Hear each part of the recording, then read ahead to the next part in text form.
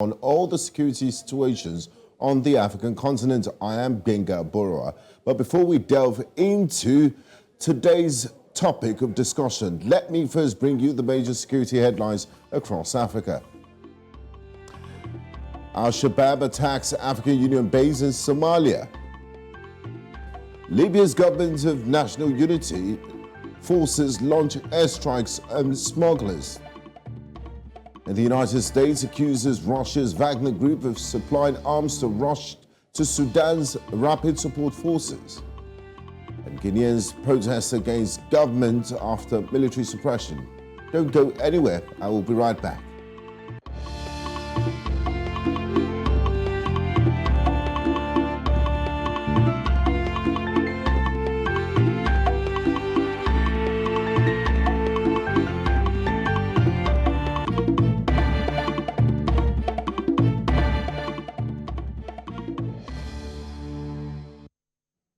Now, with few days to the end of the Buhari administration, on Secure the Continent today, we will be analysing security in his last 8 years in office. There are details for you in this intro package. Take a listen.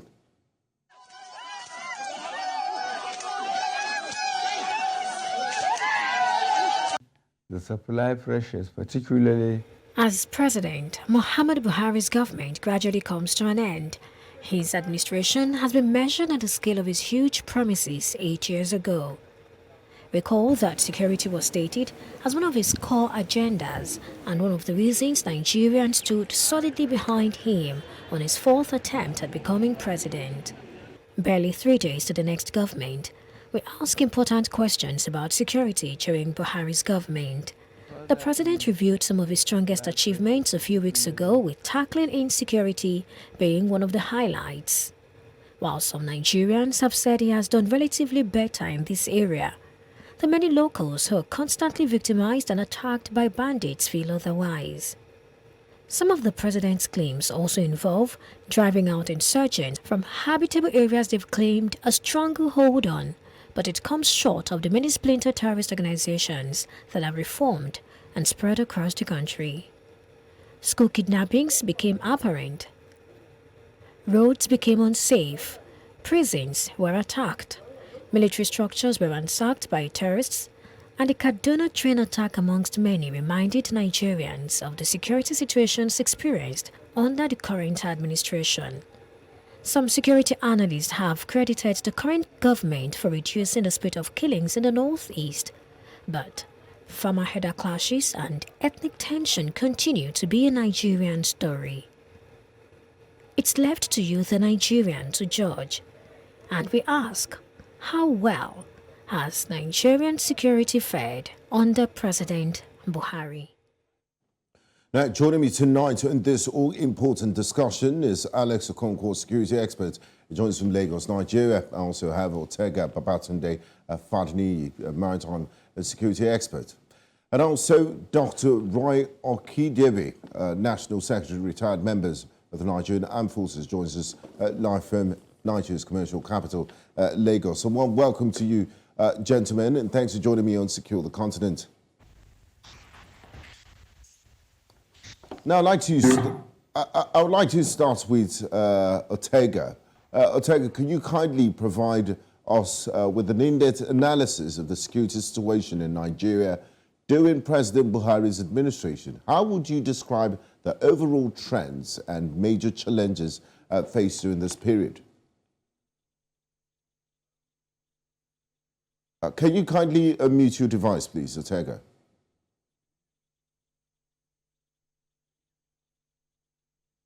We still can hear you. Can you hear me now? Oh, yes, I can hear you now. Please go ahead. Thank you. Okay, so thank you very much for your question. During this tenure of President Buhari, I can say that Nigeria has faced significant security challenges. The country has witnessed an increase in security challenges, especially in the northeast. Boko Haram was on the rise. This led to a lot of widespread violence, a lot of displacement of civilians. Additionally, there were communal clashes, and the pastoralists, as we call them, or the what do they call them? The headers, the headsmen. There was an increase in all of that. Banditry escalated in different parts of the country and in different regions. The overall security situation, to me, deteriorated, and I feel it was due to insufficient resources, insufficient training, inadequate coordination, and amongst others, let's say corruption was a big part of it. There were a lot of kidnappings for ransom, especially in the Niger Delta areas and even in Lagos, which has not happened. The government tried to do what they could. Their efforts were there to address the challenges. New initiatives were formed, including military operations. There were collaborations, we know, but there's still that persistent insecurity that it's highlighted, and there's a need for comprehensive reforms that will effectively tackle this situation. Thank you very much, Otega. I'd like to bring in Dr. Roy into the conversation. Otega says there's still much that needs to be desired when it comes to analysis of the security sector during President Muhamadu Buhari's 8 years in office. Now, the presidency, Dr. Roy, has claimed that President Buhari's administration has made significant progress in addressing security-related challenges. Now, based on your expertise, do you agree with this assessment? And can you provide specific examples to support your perspective? Thank you very much for the opportunity. I can see that we continue to speak about so many things and going around in circles and in circles and in circles. Now, let me make it clear to everyone that when you negotiate peace, it is not solution to insecurity. When you negotiate peace and make criminality culpable with consequences, pari passu, then you are discussing security. What we are doing in Nigeria for the past 10 years is negotiation of peace. We negotiate peace and budget large and huge amounts of money to provide security, which is not implemented. Now, let's look at all our opportunities. If you look at our vulnerabilities, he has mentioned our vulnerabilities, the headers and the farmers' clashes, the opportunity for rustlers to take over unpoliced places, kidnapping has turned into a commercial vendetta, you know, and banditry has broken out from terrorism and taking over unpoliced areas, running through military formations, police formations. The police are being killed every day like chickens on the road, you know. And if you look at negotiating peace is always providing a leeway for criminals to find soft landing. Is it in corruption? They come to plea bargain. Is it in murder? They come to negotiate and ask for de-radicalization. Is it to rout military formations, police formations, kill and murder uniformed security agency personnel? They plead guilty and they ask for de-radicalization.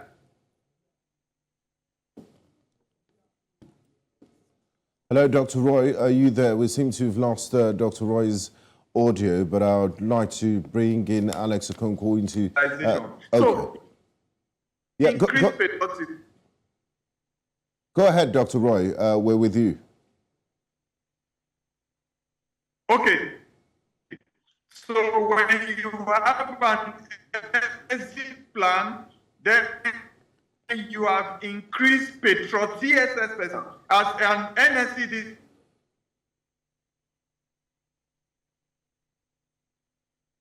Okay, we seem to have lost... yes. As an NDS, then it's going to be very difficult to have my loyalty. My loyalty must count if I am an agency personnel, because that is the greatest tool for curbing insecurity. You want to talk about the judiciary.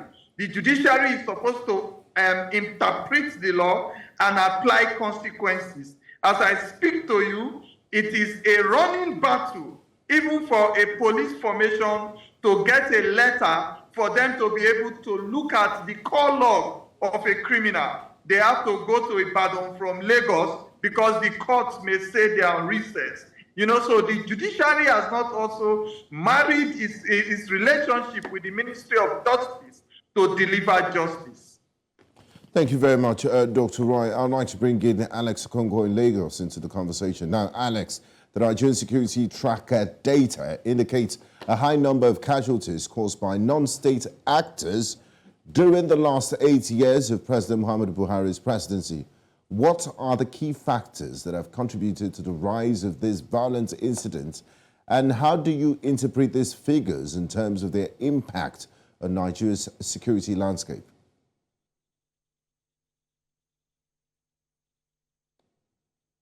Alex, can you kindly unmute your device, please? Thank you. Okay. All right. So that's a very good question, Gbenga. I hope you can hear me very well. Yes, loud and clear. Thank you. What I would say is this. The first thing is we should get it clear where we were coming from. Okay? It's very important to tell Nigerians where we were coming from. This was a country that was not celebrating the Independence Day, that had a caliphate already in parts of the north, and had ungoverned areas where Boko Haram was operating at the end of the last regime. Okay? Not so much fault of the last regime, but then there are consequences to things that we didn't do earlier. The army was underserved, the armed forces were underserved, we all know that. The police also were underserved and poor welfare. And then several things were not in place as at the time this present government, which is now going out, was coming in. Some of the steps have been taken. We must be able to tell ourselves the truth. Some of the steps have been taken. For example, we know the budget has doubled. Now, of course, Mr. Otega mentioned the corruption part of it. That's true, and that is in all sectors in Nigeria. But we cannot rule it out that the government has increased the funding for the armed forces in general. I include the police in that. We cannot rule it out as well that training has improved. We cannot rule it out as well that some of the zones that were ungoverned, Boko Haram and ISWAP, have been eliminated from there, and especially in the last years. And then we cannot rule it out as well that some of these Boko Haram terrorists have also surrendered. We have over 50,000 of them that we have to manage, which we have to de-radicalize and also integrate into the society. So I'm not saying here that the pass mark should be given freely, because of course they started very badly. There was poor coordination initially. Even to get the executive in power in place took quite a lot of time. And during that period, insecurity degraded in Nigeria. There was a lapse of time when we were not doing the right things, and insecurity actually degraded. But we can say that today, as we speak, even though the figures are saying close to 50,000 deaths during this particular period, we are beginning to see a bit of a light in the tunnel. What I've always said in every program where I've taken part is that because I'm saying we had because it's going out, because we had a president who was a former general in the army, he was facing the purely military side of the problems we had. While the social aspect of it, which is actually a huge component of the whole problem, was not well tackled. So you still have a bit of kidnapping, you still have the Niger Delta issues, you still have the secessionist IPOB issues, because those are more social issues. You cannot solve them with the military purely. You would have to negotiate, you have to discuss, you have to bring people to the table, you have to find out where the grudges are, and these things will take time. We cannot give a scorecard with security to a government because it's very difficult. What do you now use as a judgment? Is it that because there's no more crime in Lagos that you will say crime has diminished? Is it that at the first kidnapping, you will say crime has come back? No. Insecurity is a long-term thing, as all the colleagues here will admit, but a step at a time. I think a lot has been done in the military aspect of it, and not much has been done in the social aspect of it. That's where we are failing. Thank you very much, Alex. Now, Otega, Alex spoke to the fact that the military budget has doubled. It's increased. There's been a lot of purchase of military hardware, MRAPs, and also the Super Tucano jets. Now, despite increased budget allocations for security, the ground reality does suggest that the security situation has worsened. Otega, in your own opinion, what are the primary reasons for this disconnect between resource allocation and effective security outcomes? Are there systematic issues that need to be addressed? First off, let me apologize. I didn't hear your question so well, but I heard if there were issues needed to be addressed. Can you just repeat it again? I will repeat the question. I said Alex did speak about the military being budget being doubled. We've seen purchases of military hardware, MRAPs, and also the Super Tucano jets. Now, despite increased budget allocations for security, the ground reality suggests that the security situation has worsened. In your opinion, what are the primary reasons for the disconnect between resource allocation and effective security outcomes? Are there systematic issues that need to be addressed? Yes, definitely. There are a lot of issues that need to be addressed when it comes to that topic, and it's really sensitive to me. It's not a topic. It's not something I would want to explain here. I would actually want to leave that to Ambassador Roy to talk more about it. But on my part, from all what Mr. Alex said, if you coin it all together, there's still this element of corruption, which is the root cause that needs to be addressed when it comes to security in Nigeria. I'm not shying away to say this. I remember as a child, I heard Abacha say something. He said, if anything lasts more than 48 hours within the country, there is a sect involved. Now, that needs to be addressed too. That still boils down to the corruption, and that is the root cause of all this, and it needs to be addressed. Systematic ways to address this, there are a whole lot of ways which this can be addressed. There needs to be a full reform, uniformity with the GSFs. All government security agencies are supposed to come together and have a full reform. There should be some form of training and sensitization in all their operations, and unification too. That will go a long way in addressing security issues in Nigeria. Thank you very much, Otega. I'd like to bring on Alex. Alex, Nigerians are watching this program, and billions of dollars of taxpayers' funds have been paid to improve the security. So I believe we will be doing them a disservice if we can't, talk about what has happened to this monies. We see the military hardware there. So why is there a disconnect between resource allocation and effective security outcomes?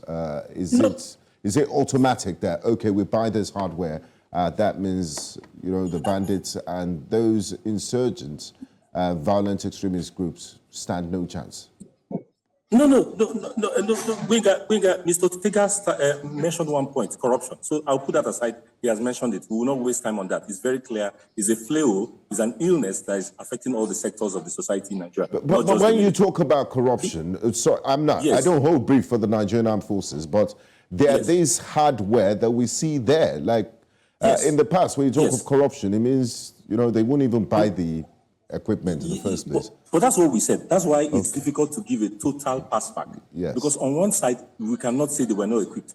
I will tell you for what I know, statistically, this is the government that has mostly equipped our armed forces in recent times. Recent times goes back to 30 years easily. I would not even want to go back to the Civil War era. But recent times, that is from 80s to now, this is the government that has mostly armed our armed forces in terms of equipment and reconnaissance and whatever. That aside, I will come back to what I said. What we are looking for in this country is what we call social peace. It's very important to use the two words together.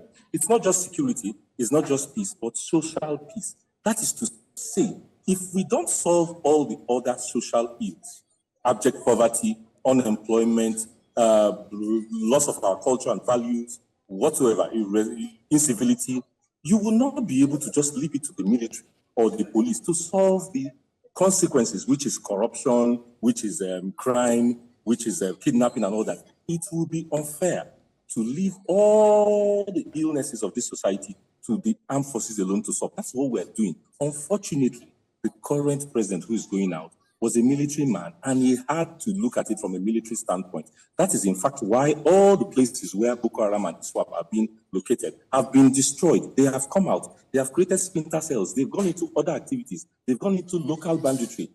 That has to be solved socially. What can you do? You can't have armed forces fighting everywhere in Lagos. You would have to do these things in the proper manner. It means we have to look at our social background. What are we not doing well that is making young people? Because at the end of the day, it's still youth too.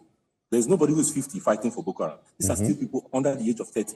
What is making them prefer to fight for Boko Haram and probably lose their lives instead of looking for fending for themselves in society? So the social aspect of it is what I'm hoping the next president and the next administration will do a little bit more while still maintaining the tempo on the military aspect. We cannot do one without the other. That's why I'm answering your question directly as into why are we not seeing the results on the ground? You have seen that the impact of Boko Haram is a bit lesser than it used to be maybe 2 years ago. But kidnapping has not reduced. Kidnapping has nothing to do with Boko Haram. These are people who are eventually into kidnapping because of economic reasons. There's no ideology behind it. So it has to be an economic solution as well. Thank you very much, Alex. Not just the military solution, you need to have a multi-pronged approach to also take care of the socio-economic issues that are driving recruitment into this violent extremist organizations. And now, Otega, President Buhari claimed that his administration successfully provided security forces with necessary equipment and contained the operations of terrorists, bandits, kidnappers, and other criminal elements. How would you evaluate the overall effectiveness of these efforts? Were there any notable successes or failures in this regard?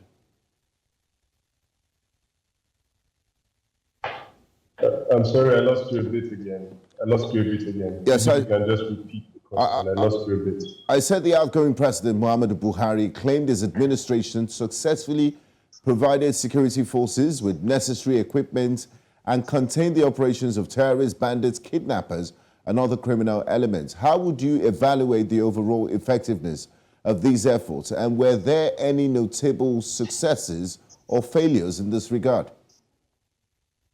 I heard the last part. There were some notable successes and there were really notable failures too. I think that there was the Operation Corridor Safe, which was created to reform bandits. Although I really didn't believe in that, but it happened. And I know there were successes of those kidnapped that were brought back. There was some resource allocation. There were negotiations. As Mr. Alex rightly said earlier, it's all been negotiations. They have to go down to the root cause of these situations and find out what exactly is happening. Fine, the successes were there, but it was not as significant, and that is what is still causing this problem today. If there was a significant change, I'm sure things will not be the way they are. Another notable success, which I think I remember, was combating maritime related crimes too, which was the Deep Blue project in Lagos. Deep Blue project actually did very well. Maritime crimes have come down, but on the hinterland, when it comes to security on the hinterland, which has to do with the banditry, kidnappings, and killings, I think this tenure doesn't have so much significant success like its predecessors. I hope the next person who comes in will have to develop a new security architecture to combat this. Okay, thank you very much, Otega. Staying with you, Alex, on the subject of successes and failures, are there any notable incidents that you might want to point out to, successes and also failures? What comes top to my mind is the Kuje prison break. It almost seemed like the insurgents strolled in and strolled out, and zero consequences for those responsible. Well, notable success is the Chad prison. It used to be a terrorist haven for so many years. It was not just Nigeria. There was a joint task force with the Chadians and the Cameroonians. That place has been proportionally cleared as to what it used to be. That used to be their haven. They used to do transport, illegal goods used to go through there. That's a massive location that is 3 or 4 times the size of Lagos, just to give you an idea of what we're talking about. And then the borders are a little bit more secure than they used to be in the past. It's not necessarily just this government. The Jonathan government has started that work already. The forest in Kaduna, the forest in the north central, and a bit of the forest in the northeast have been cleared. These are recent. Part of it is due to inter-terrorist wars. You know, ISWAP was fighting with Boko Haram for some time. They had problems within themselves. So they were doing the Lord's work. Yes, exactly. Partly that, but also partly what our air forces and military have been doing on ground. A lot of operations have gone quite well, actually, to be honest. What is happening now is that because of all this sustained bombardment on them, they have now created splinter cells. They have now descended more to the south, respectively speaking. So the middle belt. So you hear more killings in Benue. You hear more attacks in places that they use Nasarawa and all that. They are coming down. This now falls in the hand of the police. You cannot have the military running around the country pursuing bandits. So I am looking at the president-elect when he comes in the next days to now work on more of the police, more recruitment, and arm the police the way the current president armed the military. You see what I'm saying? When the police is sufficiently armed and equipped to do the internal job, which Mr. Otega was mentioning, we will have results as well in banditry, in kidnapping, and maybe in the secessionist, IPOB issues. That is not purely military. In terms of military, Gbenga, to be very precise, out of 10, and I'm going to shock Nigerians when I do this, out of 10, I will easily give this presidency 7. I'm talking of in terms of military now, which means purely what the army and the armed forces can do. But in terms of what has to be done in the interland, which Mr. Otega was mentioning, which has to do more with police security, the civil defense and all that, we didn't do very well. So it will be definitely under 5 because the potential of crime is still there. The potential of attacks on a train is still there. We haven't done much in that segment. So I always like to make this thing clear to Nigerians. The military is doing very well. The equipment that we have is as the resources that we have. Don't forget, this government came at a time when petrol was selling for under $40 a barrel internationally. Just to give you an idea, at towards the tail end of the Jonathan administration, petrol was selling for close to $100. That is less than double. You cannot expect more from less. So that's why initially the budgets were very low until the petrol got to a certain level. In fact, until we borrowed money, to be sincere as well. So the budget now had a boom, and it's affected the military in terms of what they could do. Remember as well, Jonathan was not able to get these Tucano jets because the government of America refused to give it to them at that stage. They were able to give it now because of Donald Trump, this same Donald Trump we're talking about. And things were able to happen. So it's actually a very difficult thing to just give a pass mark or a fail mark because insecurity is continuous. The next government has to continue from where this one stopped, just as President Buhari continued from where Jonathan stopped. So who do you give a pass mark? Very difficult. Okay, a fine place to go on a break. Who do you give a pass mark? When we return, we'll be looking at all the security threats. We'll look at the IPOB and non-gunmen threat in the southeastern part of Nigeria. I would also look at possible solutions and advice for the incoming government in tackling insecurity in Nigeria. This is Secure the Continent. Stay with us. We'll be right back after this break.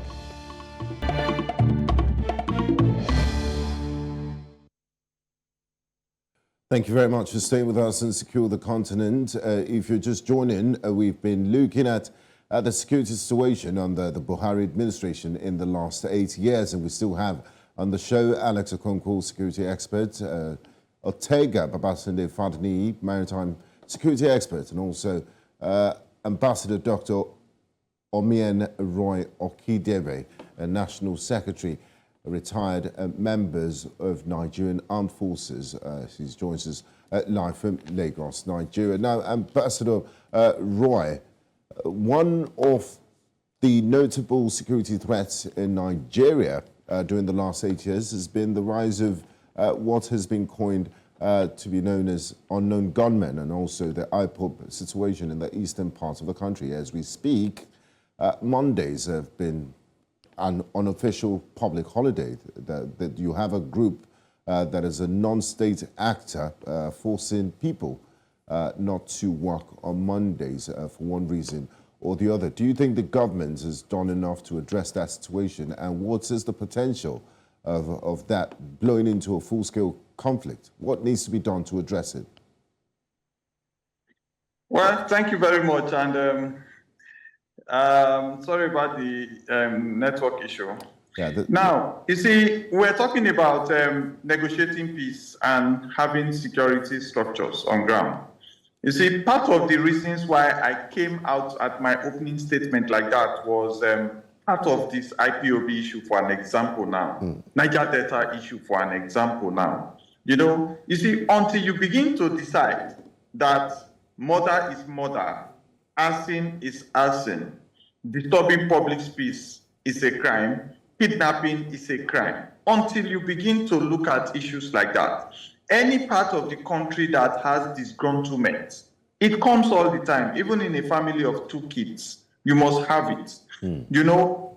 Articulate presentation and presentation on the portals of the National Assembly, the Senate, the judiciary, those are your fighting tools. Because we have all tribes, all religion, everyone from every ethnic group in our National Assembly, in our Senate, in our government. So when you allow criminality to begin to speak as a tool to fight for the rights of people, then you are allowing criminals to decide when and how peace should be negotiated. In the Niger Delta, for an instance, if you talk about killing of police officers, I ask a question. Where are these people coming from to operate and strike? When they operate and strike, where do they go back to? Do we have unpoliced areas? Yes. Do we have communities where we don't have community policing? Yes. Do we have PCROC existing as a tool to penetrate layers and collaborate with communities, with citizens and the police? Yes. So all of these things exist. So when someone starts speaking that this government has fought security to an approximate standstill, I laugh. Because why do I say that? Your ability to curb growth and movement and establishment of insecurity is when you begin to count your gains. Now, if in the IPOB system, 2 or 3 people walk to a checking point, shoot down the police officers there and walk away. After a while, you hear that those persons have been caught. I ask a question. As those persons have been caught, where did they get their weapons from? They picked it on the floor. Where did they get their training from? Where did they get their intel from? Where did they hibernate to plan and strategize and strike? What were the tools? So if we cannot have a security system that do not allow you to hibernate and gather and create cells, that do not allow you to take over space, own it, and train men on firearms, when we have a security structure that will not allow you use a communication device and you will go scot-free. We begin to look at those triangles. IPOB say they are fighting for the Eastern emancipation. Then the same IPOB came out to say, we are not the unknown gunmen. So fine. So those speaking for IPOB, what collaboration has they done to also capture the opportunities for people to form unknown gunmen? So it is still a failure of government. Governance means you have to own the people, speak through the people, act through the people, communicate through the people via your active agencies. So there is a gap. Thank you very much, Ambassador Roy. Now, Otega, there's a saying that when somebody's house is on fire, you just don't go to bed when your neighbor's house is on fire, because there's a potential for it to spread. And looking at Nigeria's geopolitical and also social and economic status in the West African sub-region, the world will not allow Nigeria to fail. So collaboration with regional and international partners is often crucial in addressing security challenges. From your perspective, how did the government approach regional and international cooperation? Did it impact Nigeria's ability to effectively tackle security in any way, or are we doing this by ourselves? Thank you for your question. I would say yes, and I would say no. The administration actually approached a lot of regional and international corporations for this, to tackle this whole thing. There were a lot of intelligence sharing, there was a lot of joint operations, joint task force, military operations, weapons testing, and a few things that happened. Western countries played a role in addressing these cross-border threats, and also there was resource sharing, which is still on Intel. However, the challenges remain in terms of coordination. Sometimes deferring priorities was another key, and limitations in capacity building of efforts. Also, let me highlight it that there is actually a need for that sustained and improved cooperation to effectively tackle security challenges in Nigeria. However, my take is, are they letting it happen? Is it working? Is it functional? Intel gathering, as in, Dr. Roy said it earlier. How can you not be able to track phone calls? How can you not be able to track communications? How can people still be hiding? How did they plan? You don't attack what you don't know, mostly. I tell people that. I've been a security person for almost 15 years. I remember there's a time I went to a bank and I got in, I sat down, I was there for a while. I know I looked at the 4 cameras at the corners of the bank, and the CSO came out and he asked me, he was like, who are you? So I had to identify myself, and he was like, oh, so we got talking. He was like, he saw me looking at those cameras, so he came to ask me. Now, that is just an example. Think about it. How did these things happen? There are plans, there are perpetrators who come together, they talk. Intel can be shared, but it is not shared. So my question too, as I say, we are Nigerians, so I'll ask you a question, or let me just state this question. Yes. How come it is not functional? How come it is not happening? That is where the problem is. I've seen videos online, if they're real or not, I'm not sure, where you hear when the Americans came down to see that they tackled this, they brought their drones, they saw the surveillance, and they were stopped from taking actions because they are on foreign grounds. Yes, we've heard that, we've seen that, but how come there is no particular body that is enforcing this to gather that intel and share between these joint committees or the joint government security forces to disseminate this information and act on it? That is the major challenge that we have. Thank you very much, Otega. Now, Alex, we can't have a conversation on security in Nigeria. We will not talk about the industrial scale theft that is ongoing in the Niger Delta. As we speak, there's a conflict in Russia and Ukraine, and it's driven crude oil prices up. Nigeria should be benefiting from that, but our production levels have dipped because of this theft.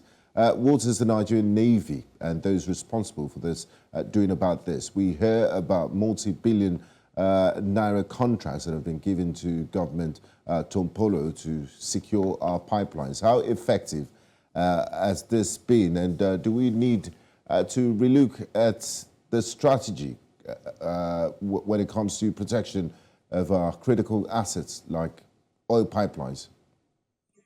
Oh, yes, definitely. Without any doubt, and going in line with what the Honorable Ambassador said, we definitely have to revisit our structure. I must say this, however. Initially, President Buhari came in and thought he could do away with the likes of Tompolo. That is a purely military officer thinking we could go in there and get the job done. So a lot of joint task forces were created, all kinds of names. The Navy was spearheading it, but also the civil defense and police. And they went into these very, very, very, very, very dangerous zones, which are our offshore seas and also even inland seas. There was not much success for years. he had to go back to Tompolo. And I use this expression very clearly because Tompolo was already there before. He was, and that was how we were able to get a bit of peace. I don't want to call it peace, but that's the only word I can find. It's a negotiated that helped us to increase. Yes, yes, kind of, and in a negative way. This is a negative one, not the positive one the ambassador was saying. This is a negative one. But we had no other way because at one point the government of the day was running out of funds. And looking at when we could actually produce 1.9 million barrels a day, we were doing just close to 1 million barrels. That is to tell you that almost double of the budget of the government was wasting somewhere. So even President Buhari, a gallant soldier, may he be like that, actually went back to what Jonathan was doing. Is that not a sign of failure in that domain? We all know that. We all know that he was almost like obliged to call a civilian in quotes who could control the local, I don't know what you call them, local agitators to allow us get a bit of our own resource. It means the job was not being done. It also means the groundwork was not done. These things have been lingering in Nigeria for decades. Let us not deceive ourselves to say it started in this regime or in the last regime. We've always had situations where to negotiate to have a bit of our resources, we had to let the locals do it. It's what we're doing with mining in the north. It's a very similar situation. Okay. We're letting local agitators run their affair to be able to get a bit of our resources. When we decide to take these things head on, it will be brutal initially, but maybe the results will come. But for now, we're not doing that. Obviously, we're not doing that. We're only managing this situation. Thank you very much, Alex Okonkwo. As we wrap this conversation, Ambassador Roy, Nigeria transitions to a new administration in a matter of days. What should be the top priorities for the incoming government in terms of addressing the security situation? And are there any immediate actions or strategies that need to be implemented to ensure continuity in addressing security challenges? Well, thank you, and thank you for your efforts. And every other spokesperson, you know, it's very traumatic to come on air all the time and start talking about solutions, and the next day you hear that 200 people have been killed, 300 have been marauded, 40 were raped. You know, as a security expert, it's traumatic for us. And I want to appreciate everyone that have been speaking. Now, let me say this. If I want to come in and take over a property, as Nigeria is bringing in a new government, and I walk into the compound and I see a dog, and the dog looks at me and walks away, definitely that dog is underfed, undertrained. I will work on that. If there are cameras in that place, they are not working, I will make sure they work. If there are locks that are outdated, I will improve the locks to where I can use animations to get through. That is current global. You know, so Nigeria needs to look at its architecture. Don't re-strategize. You see, all the time we say we want to bring in a new architecture. I ask me, the architecture we have on ground deals with cybercrime, deals with financial crime, deals with kidnapping, deals with investigation, up to human trafficking. We have everything, sir. What we need to do is to first motivate the men. You motivate the men, increase the curriculum, and plan an exit plan. So I don't need to be planning my exit plan. You know, there are over 10 universities in Nigeria that run security and intelligence courses, criminology and security courses. Children. The government recently launched a counterterrorism center in Abuja, just to add to... It's going to collapse. Yeah. Who is going to run the counterterrorism center? Is it me, or is it you, or is it Tunde, or is it Jeremiah, or is it Mohammed? Everyone is trying to go into a platform now where they are recognized, where they are motivated, and where they are kept in safe haven. Every mole is taken away from where they are. The radicalized people are penetrating the police and the military as we speak.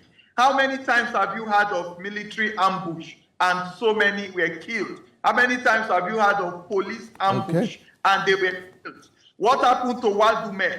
where policemen and military men shot themselves. After many court martials, have there been a resolution? So you have to recruit people. You have to pay a police officer 250 to 300,000 minimum, you know, and you must go and get these students that read criminology and security studies for 5 years in Nigerian universities. That is where you will begin. Okay. What is Sorry, we've run out of time, Ambassador Roy. I'd like to say a big thank you to a panelist this evening on the program, Alex Okonkwo, security expert, Otega, Babatunde, Fadiniyi, maritime security expert, and also Ambassador Roy Okhidievbie, National Secretary, retired member of Nigerian Armed Forces in Lagos. I do appreciate your time and contribution to the program. Thank you, gentlemen. Now, to effectively tackle insecurity in Nigeria, the new president must prioritize a comprehensive approach. This involves strengthening intelligence gathering, equipping security forces, collaborating with regional and international partners, addressing socio-economic factors, and also promoting transparency and accountability by enhancing situational awareness, providing necessary resources and training, fostering cooperation, addressing root causes of insecurity, and ensuring good governance. The new president can lay the foundation for a new and safer and also a more stable Nigeria. Thanks for watching. Remember to stay safe all the time. I am Gbenga Aborowa. See you next time on Secure the Continent. Bye-bye.